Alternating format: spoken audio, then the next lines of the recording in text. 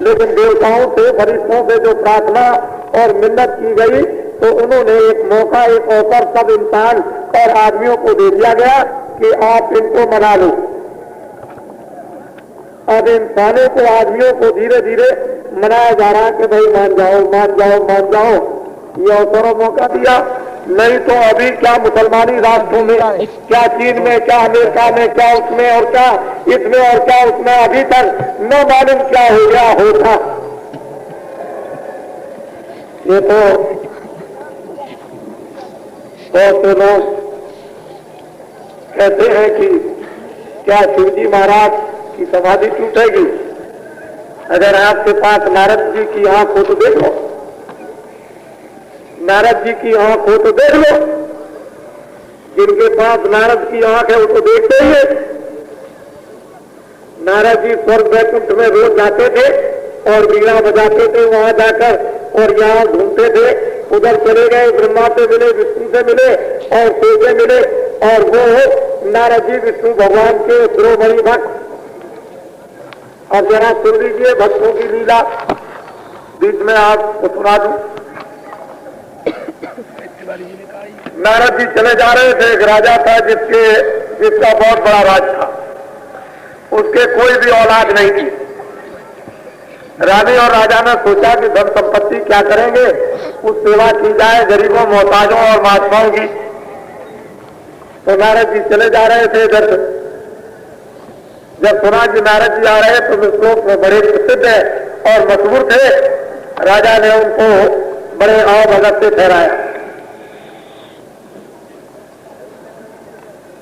नारद जी जब रात्रि को भोजन करके जब शयन करने गए तो पूछा कि मैं स्वर्गलोक में वैकुंठ में जाऊंगा, तुमको कोई बात पूछना हो तो मैं विष्णु भगवान से पूछूंगा। उन्होंने कहा भगवान हमको तो कोई बात नहीं पूछना है, इतना बड़ा राज है, हमको तो कोई औलाद नहीं है, तो इतना जरूर पूछ लीजिएगा कि ये पीछे से कौन इस प्रजा को संभालेगा। नारद जी ने ध्यान लगाया, विष्णु लोक में गए, वहां जाके दर्शन किया और बहुत देर तक उनके पास रहे। जब चलने लगे तो पूछा कि भगवान मृतलोक में एक बहुत बड़ा राजा है, उसके कोई संतान नहीं है, तो उस राजकाज को बाद में कौन चलाएगा? अरे नारद जी तुम नहीं जानते हो, उसने ऐसे बुरे काम किए थे कि 7 जन्म तक तो अभी राजा होगा ही, लेकिन किसी जन्म में भी संतान नहीं होगी। नारद जी आए, जब इधर आ गए तो राजा ने कहा कि भगवान कुछ कहा है? कर ले। अरे राजन क्या करें, विष्णु भगवान ने तो ये कह दिया है कि अभी तो 7 जन्म होंगे और उस राजा के किसी भी जन्म में कोई संतान नहीं होगी।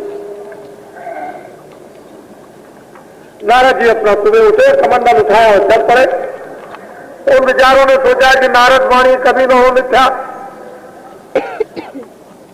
जब नारद जी ने कह दिया विष्णु भगवान से पूछ करके तो ये कभी मिथ्या नहीं हो सकती है, तो चलो देखा गरीबों की सेवा करो। तब तक एक महात्मा साधु जा रहे थे, उनको बुलाया राज दरबार में, उनको ठहराया और जब भोजन बना करके अच्छा जाए कि आप महाराज भोजन कर लीजिए, कहने लगे हम ऐसे तो भोजन नहीं करते। कहने लगे क्यों? कहने लगे आप अपने लड़के को ले आओ। राजा रानी ने सोचा कि ये तो कोई मजाक कर रहे हैं हमारे को क्या। अरे कहने लगे महाराज वो बच्चा तो बाहर चला गया, वो कहीं, और आप भोजन कीजिए। कहने लगे उसको बुला लो। सिपाहियों को भेजा थोड़ी देर बाहर रहना महल के और आना, और फिर कहना इनके सामने कि वो तो न मालूम कहाँ खेलने कूदने गया है और महाराज आप भोजन कीजिए, बाद में आ जाएगा। कहने लगे नहीं, उसको तो ले आओ। जब देखा कि अब भोजन नहीं करेंगे और बड़ा अपमान हो जाएगा तो कहा महाराज हमारे को कोई संतान नहीं। कहने लगे क्यों? कि नारद जी आए थे और उन्होंने विष्णु भगवान से पूछ के बताया कि 7 जन्मों तक तुम्हारे कोई भी संतान नहीं होगी, लेकिन राजा का तो जन्मों में होंगे। कहने लगे अच्छा, अच्छा जाओ तुम्हारे 7 बच्चे, 7 बच्चे बस चल दिए। कहकर खाना खाया अपना और सुबह हुआ और चल दिए। हर साल एक बच्चा, हर साल एक बच्चा, हर साल एक बच्चा, हर साल एक बच्चा। हर साल एक बच्चा 7 साल में 7 बच्चे। नारद जी कहीं से आ रहे थे, नारद जी आ रहे, नारद जी बड़ा उनका स्वागत हुआ, खाना वाना बना करके लाए तो 7 बच्चे चारों तरफ बैठे। राजा रानी सब कह लगे ये कौन है? कह लगे महाराज ये सब आपके बच्चे। कह लगे मुझसे तो विष्णु भगवान ने कहा था कि 7 जन्मों तक एक भी नहीं होगा।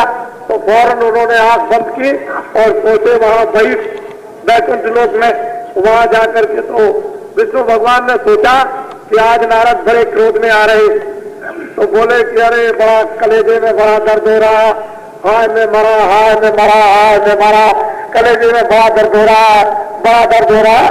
विष्णु भगवान, विष्णु भगवान, विष्णु भगवान।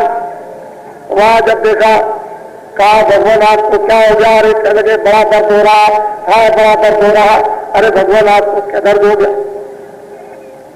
तो ये दर्द कैसे बंद होगा?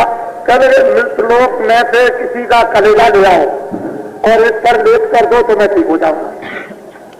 कह लगे अभी जाता हूं। तो नारद जी आए तो यार कलेजा ढूंढते फिरते, जिससे मारते हैं वही लाठी लेकर के खड़ा हो जाता, उससे कहते हैं वही लाठी लेकर खड़ा हो जाता। पर ढूंढते फिरते कोई कलेजा नहीं दे रहा। चलते चलते रेगिस्तान मैदान में पहुंचे, उधर से वही साधु आ रहे थे जिन्होंने 7 बच्चे दिए। चले आ रहे थे, नारद जी को देखा, आइए नारद भगवान कहा इधर जंगल में बड़े चिंताजनक घूम रहे हैं, क्या हो गया है, आप ऐसा क्यों उदास है? कह लगे मैं क्या बतलाऊं, मेरे भगवान को बड़ी तकलीफ है और उन्होंने कहा कि किसी का कलेजा ले आओ, मेरे कलेजे पर लेप कर दो तो मैं ठीक हो जाऊंगा। अरे कह लगे नारद जी इसमें क्या रखा, चलिए मैं देता हूं आपके भगवान को अच्छा करने के लिए, चलिए मैं चलता हूं। चलिए, दोनों ने आंख बंद की और विष्णु लोक में पहुंच गए। कहा भगवान भगवान होशियार हो जाइए, मैं ले आया हूं कलेजा। साधु सामने खड़े हो गए, कह लगे देखिए, कह लगे नारद तुमको मृत्युलोक में शिरोमणि भक्त कहते हैं कि नारद ऐसा कोई भक्त विष्णु भगवान का नहीं, और तुम क्रोध में तुमने अपने भगवान के लिए अपना कलेजा न दे सके, और ये मेरा भक्त नहीं है, वो मेरे दर्द को दूर करने के लिए अपना कलेजा देने के लिए यहां खड़ा हुआ है। तो नारद मैं तुम्हारी बात मानूं कैसी? इसलिए कहा कि भगवान भक्त के बस में होते आए, जो अपना कलेजा दे देता है उसके भगवान बस में रहते हैं, और जो बनावटी कलेजा दिखाता है भगवान उसकी बात कभी नहीं सुनते। अब आप सुनिए सत्संग। अब चली तीसर पर्दा खोल, सुन मंडल का सुन लिया बोल। दोनों आंखों के पीछे जीवात्मा रूह बैठी हुई है, दल कमल में पहले मुकाम पर जहां खुदा भगवान विराजमान है, जिसको शिव और शक्ति कहते हैं, उस मुकाम को भी पार करके दूसरे मुकाम पर पहुंची, जिसको मुसलमान रब कहते हैं और हिंदू उसको धर्म कहते हैं। उस मुकाम से भी जब दीदार दर्शन करके आगे चली तो आगे कहते हैं अल्लाह। संतों ने उसको पार ब्रह्म कहा। उस तीसरे पर्दे पर ये जीवात्मा रूह इन मुकामातों पर पैर सफर करती हुई और ऊपर पहुंचती है, और क्या देखती है इसको आप सुनिए। ये जीवात्मा क्या है, ये रूह क्या है, और कहाँ बैठी हुई है और कैसे उड़ती है।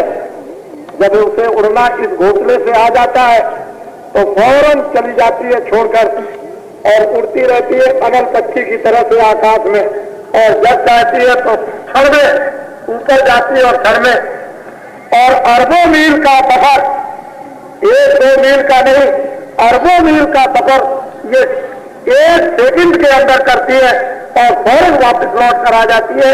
इसकी चाल इस प्रकार की हो जाती है, इससे बढ़कर किसी औजार की चाल नहीं। अरबों मील का सफर करेगी तो क्या क्या जलवा और दृश्य देखेगी ये जीवात्मा, ये रूह। इसको फुकराओं ने